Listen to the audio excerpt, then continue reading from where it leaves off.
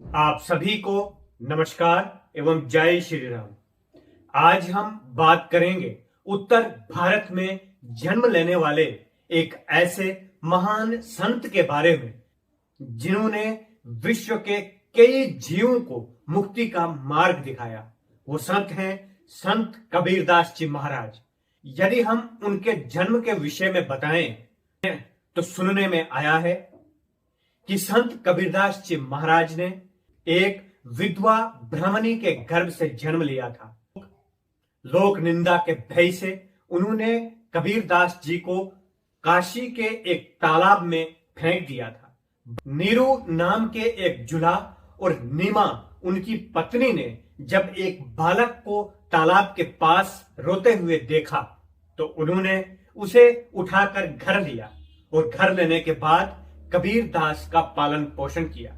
आगे चलकर कबीरदास ने भी विवाह किया। उनकी पत्नी का नाम लोई तथा एक पुत्र जो कमाल और पुत्री कमाली के नाम से जाने जाते थे।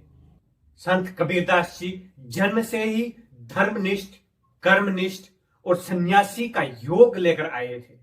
संत कबीरदास जी महाराज ऐसे परिश्रमी महापुरुष थे जिन्होंने जुला के काम से ही अपने परिवार का पालन पोषण किया। ईमानदारी, निष्ठा व धर्म को जानने वाले संत कबीरदास जी आगे चलकर भारत वर्ष के बहुत प्रसिद्ध संत हुए। संत कबीरदास जी महाराज अनाम पद को प्राप्त करना अपने जीवन का अंतिम लक्ष्य मानते थे। उन्होंने कहा था कि अनाम पद ही एक ऐसा पद है जहां जाकर मनुष्य परम शांति को प्राप्त करता है, जहां पर न ठंड है न गर्मी है, न जन्म है न मृत्यु है, जहां पर न दिन है न रात है। वो एक ऐसा स्थान है जहां पर शांति है। पद से हम बिछड़ चुके हैं। उस अनाम पद को प्राप्त करना तथा स्वयं को वहां पर ले जाना ही उनके जीवन का अंतिम लक्ष्य था। कबीर साहब ने कहा है कि हम परमात्मा को, हम ब्रह्म को कहीं बाहर नहीं प्राप्त कर सकते हैं। उन्होंने कहा कि मुर्शिद नैनो बीच नबी है, यानी हमारी दोनों आंखों के मध्य में नबी बैठे हुए हैं, हरि बैठे हुए हैं। संत कबीरदास जी कहते हैं मुर्शिद नैनो बीच नबी है, सिहा सुफेद तिलू बिच तारा, अविगत अलख रवि है। आंखी मध्य पंखी चमके, पंखी मध्य द्वारा, तही द्वारे दूरबीन लगा के उतरे भवजल पारा।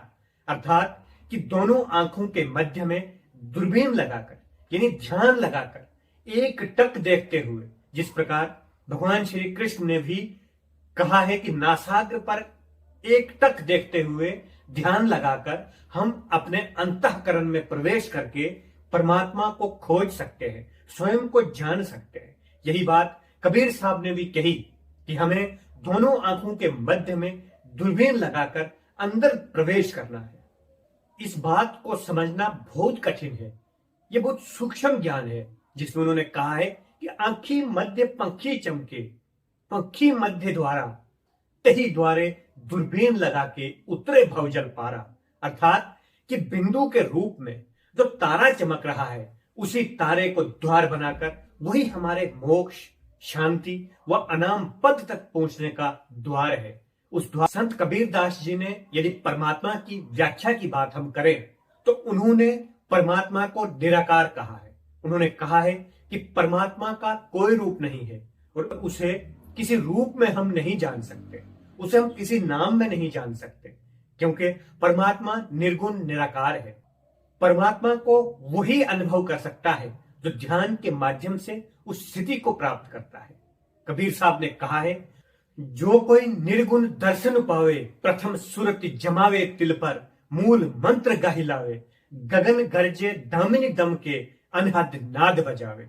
यानी हमारे अंदर जो नाद है उस नाद को सुनते हुए ही हम स्थूल से सूक्ष्म, सूक्ष्म से कारण, कारण से महाकारण और महाकारण से केवल्य से आगे निकलकर द्वैत से अद्वैत की स्थिति प्राप्त करके हमारा परमात्मा में विलय हो सकता है। कबीरदास जी कहते हैं, बिन जिभिया नाम हिम को सुमरे, अमीरस अजर जहावे, अजप्पा लगी रहे सुरति पर, नैन ना पलक डुलावे। अर्थात कि बिना जीव के उस नाम का सुमरन करना है और अजपा लगी रहे बिना जाप के वो नाम चलता रहे, यानी उस नाम को जपने की विधि जानना। किसी संत के पास जाकर वे बताएंगे कि वे कैसा नाम है जिसका न जाप करना है न जीभ से उसको बोलना है। इसी जाप को महर्षि मही परमहंस जी महाराज ने नाद अनुसंधान कहा कि एक ऐसा नाद जिसका अनुसंधान करके हम परमपिता परमात्मा तक पहुंच सकते हैं, जो बिना जाप के बिना जीव के बोले हुए ही जिसका सुमरन किया जा सकता है। यह बहुत ही गुप्त ज्ञान है जिसको जानना प्रत्येक मनुष्य के लिए परम आवश्यक है। कबीर साहब ने कहा है कि हमारी सभी इंद्रियों को एक स्थान पर स्थिर करके, यानी उन्होंने कहा है गगन की ओट निशाना है, यानी सभी इंद्रियों को स्थिर करके गगन की तरफ निशाना लगाना है। तिल द्वार, दशम द्वार, गगन जिसे कहा गया है, गगन की ओट निशाना है। दाहिने सुर, चंद्रमा बाएं, तिनके बीच छिपाना है। तन की कमान सूरत का रोदा, शब्द बांध ले ताना है। यानी संत कबीरदास जी महाराज ने तन को कमान की तरह, सूरत को धागे की तरह और शब्द को बाण की तरह प्रयोग करके एक स्थान पर बैठकर ध्यान लगाकर मोक्ष की प्राप्ति का, अनाम पद तक पहुंचने का मार्ग बताया है। यदि हम भगवत गीता की बात करें तो भगवत गीता के अध्याय 6 और श्लोक नंबर 13 में पढ़ें तो हमें वहां पर भी ध्यान की बात बताई हुई मिलेगी। वहां पर बताया गया है, सम्मा काया शिरोग्रीयम धारियन अचलम स्थिरम, सम्मा परेक्षयम नासाग्रम स्वम दिशावम अनावलोकयम। अर्थात शरीर, सिर व गर्दन को सीधा करके एक आसन पर बैठकर, परेक्षयम यानी एक टक देखते हुए, नासाग्र पर, नासिका के अग्रिम भाग पर एक टक देखते हुए, जिस स्थान को कबीर साहब ने नैनु बीच तिल द्वार कहा है, उस स्थान पर ध्यान लगाकर हम अपने अंतःकरण में प्रवेश करके मोक्ष की प्राप्ति कर सकते हैं, ब्रह्म को जान सकते हैं, शाश्वत सुख की अनुभूति कर सकते हैं। यदि हम कबीर साहब के दिखाए हुए मार्ग को सही सही जानेंगे तो हमें वो मार्ग सरलता से मिलेगा कि हमने किस मार्ग से और कौन सा मार्ग कबीर साहब ने बताया है। इसलिए हम सबको कबीर साहब के दिखाए हुए मार्ग को सही सही तरीके से जानना है। सनातन धर्म में ध्यान की विशेषता है। कबीर साहब ने जहां तिल द्वार यानी तिल द्वार में ध्यान लगाने को कहा है, वहीं भगवान बुद्ध ने आपा दीपो भवा अपने अंदर प्रकाश खोजने की बात की है।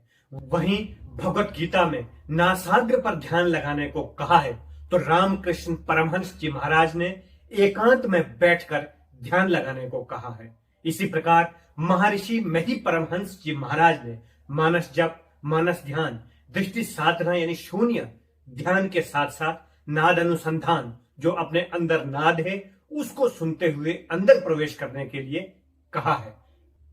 इसलिए संतों व शास्त्रों में जो ध्यान लगाने की संकेतों में विधि बताई है, उसको सही सही जानने के लिए मैं आप सभी से आग्रह करता हूं कि संत मत में आइए, ध्यान की संपूर्ण विधि को जानिए और अपने अंदर प्रवेश करके परमात्मा को पहचानिए, स्वयं को पहचानिए, शाश्वत सुख का अनुभव कीजिए। अहम ब्रह्मास्मि, मैं ही ब्रह्म हूं, मेरे अंदर परमात्मा है, समस्त प्राणियों में परमात्मा है।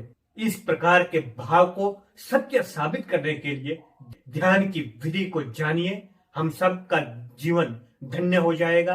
पुनः मैं आप सभी को संत मत में आने के लिए, ध्यान की विधि को जानने के लिए आग्रह करता हूं। आप सभी का बहुत बहुत धन्यवाद। जय हिंद, जय भारत, जय गुरु महाराज।